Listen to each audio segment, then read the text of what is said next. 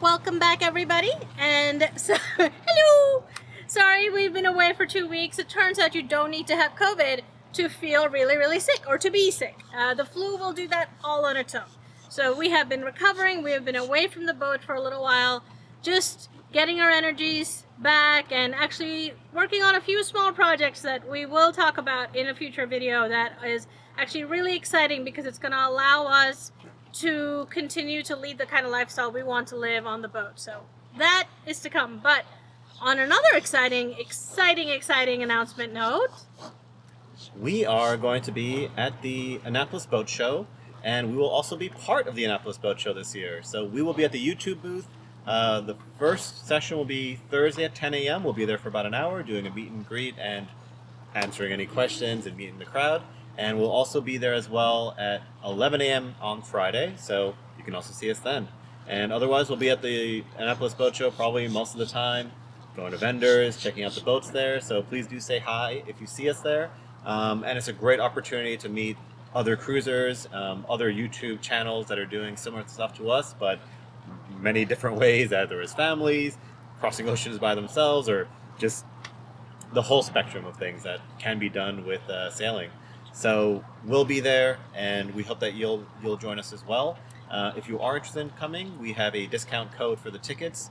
It is Sunstars22. We'll put a link down in the description, and hopefully we'll see you there. all right, I think it is well overdue that we get this galley project over with and this freshwater project over with. So no time to waste and time to use this energy that we're finally getting back. So let's go. Well, it's been a while since we picked up the camera. We actually took a road trip back up to New Jersey, and here we are in a garage at a family member's house.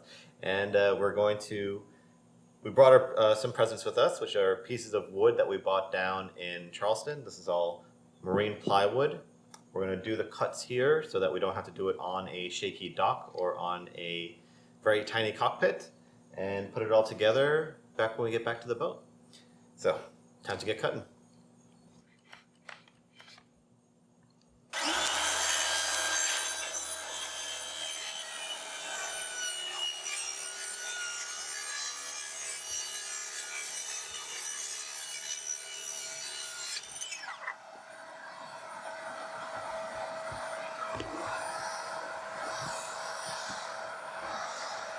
It must have been about, I don't know, like 8 or 9 months ago that we first created new couch cushion covers for our settee, and basically put them over the old cushions because the old ones were 30 years old, I think, at that point. So we covered them up, and we didn't really use marine fabric or anything like that. It was just kind of like a upholstery we found at a regular store. And those are kind of going. So at the time that we did it, we knew that it wasn't the right material, and we were just doing it to kind of get something done and really just see that we could do it. And I think they've served their purpose really well. We've used them for 8 months now, and I think it's time for us to upgrade them a little bit. And we're also seeing that the foam that was in the cushions themselves is kind of going. It just doesn't work as well as they used to. Like, it's not as comfortable to sit on. So we have bought 3 different types of foam, effectively. We've got this white foam over here. This is kind of going to be the base of the whole thing. We've got this blue foam that's a little softer that's going to go on top of that. And then we've got, in a bag over there, some kind of more thick, cloudy foam that's going to kind of cover the whole thing and just be very comfortable to touch. So that's going to become the basis for our new settee cushions. We're also stitching up some new covers that are a beautiful indigo blue that we'll show you as well. And we're going to have to get that all together. So, first step, take this, glue it to this so that we have these 2 layers, and then glue the top cloudy layer on top of that, and cut all of that. And you can see we have quite a bit of foam. I think we have 7 bottom cushions, the cushions you sit on, to do first, and then we have, I think, around the same back cushions. There's a lot of cutting.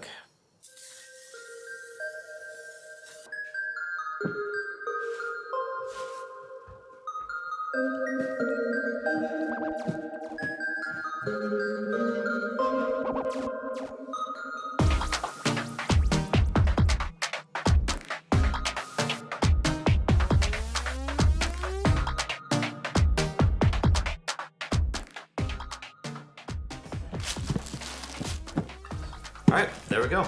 3 pieces we were able to find, and they make the final cushion. So once this is all covered up and wrapped up, you won't even notice it, I'm pretty sure.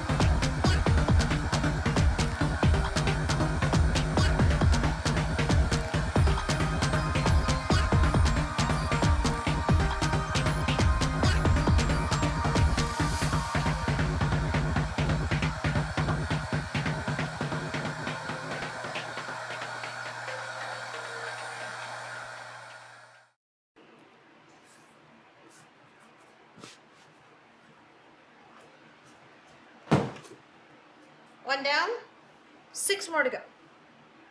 We left for a few days to visit family, and while we were there, we took advantage of their very nice living space and garage to make the big cuts in our marine plywood, because this is what is going to make up our new nav station shelving space and counters, so that's really exciting. And came back, and happily enough, most of the countertop was cured. There were actually bits of it that were not cured, but we were able to clean it up with acetone. And a few deer bugs, like a few spiders, decided to walk on the countertop while we were away before it was cured. And so, unfortunately, we had to get rid of those. And the very last thing was that all of these areas that we taped up, basically the epoxy had dried with a lip up, which makes sense. The epoxy came up till the tape, and it sort of made a little lip. So when we took the tape off, it was raised all around. So we took a sander, 80 grit, and just sanded it all down, and it is looking perfect. It was looking beautiful.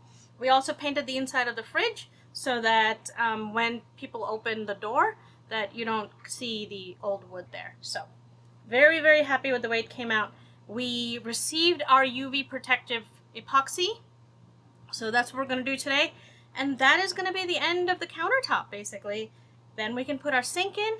We can move on with our lives. And also, all the cuts we made over there, very carefully measured. Almost all of them are wrong. They're off by a few inches. So what we're going to do is cut these to fit better and get those countertops up today as well. So let's go. So we've almost got this piece back in, well, this new piece in right over here, and the next piece is blocked by our windlass circuit breaker. So we took a look at this, and taking out those 4 screws does not do anything because it's attached on the other side. So let's go see what's on the other side. Back up over here, go out into the bright sunlight. Hello! Spandana down there. What do you got down there, Spandana? Hello! We have a disaster! So, inside this rat's nest is the other side of the windlass. And if I push everything away, right there, that little black square, let's see if I can get closer and closer. I'm gonna kill the power real quick. Okay, oh yes, please kill the power. So that, I'm not going to touch it anyway, but that black square right there is the other side of the windlass. And Dave had done a lot of things down here, so he knew more about it than I did. And I asked him if I could just simply, cannot get it to focus on there, if I could just simply remove all of those wires and get rid of it. And then he came and took a look, and Now, that's a problem because basically we're using the back of our windlass circuit breaker as a power post for many different electrical systems on this boat. So not everything would shut off, but definitely there's a lot of things connected there that I think the previous owners, and because the previous owners did it, we thought it was just a power post as well. It is not a power post. That is just a circuit breaker for the windlass. So we really want to do the right thing on the boat. We're going to go buy some power posts, get those installed, redo a bunch of electrical stuff, and then we can continue with our nav station project. so we do have to fix the electrical. It is an issue. Is it an emergency? No. So we made a decision, because if we start another project before we get any progress on this one or the water, there's no room on the boat for a third concurrent project. So what we did was that we cut all the pieces for the nav station shelving that we plan to do, and now we're just dry fitting it out here. It's funny because it's going to sit like this, just in the boat around this same area. So we're actually getting a pretty accurate setting. It's just that we're trying to balance a whole lot of stuff, but it's more space up here than it is down there anyways. Let's see if it all fits. The platform sits, oh, look at that! The platform sits on the bottom. Then the seat sits